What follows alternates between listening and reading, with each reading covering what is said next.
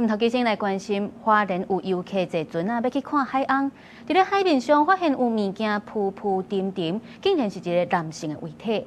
這船長是趕緊通報海巡署來處理。目前判斷應該是前幾日在咧台東三仙台跋落海失聯的釣客，已經有聯絡到家屬，要來確認身份。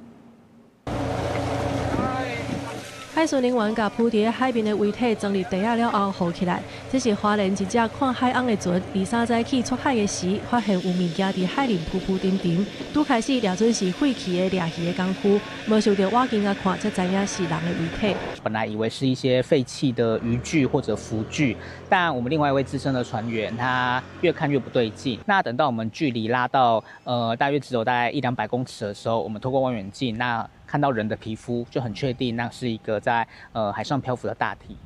船長隨停止行程，通報海巡署，海巡人員趕去現場甲扶起來，而且甲遺體載登去港口。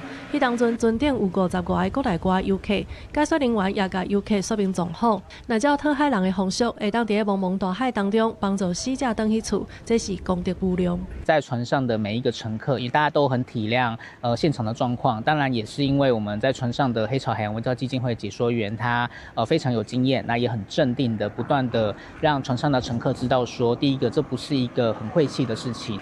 初步調查，死者那像就是4月17日在台東三仙台失聯的釣魚客，已經通知家屬來臨，詳細身份要待釐清。記者綜合報道。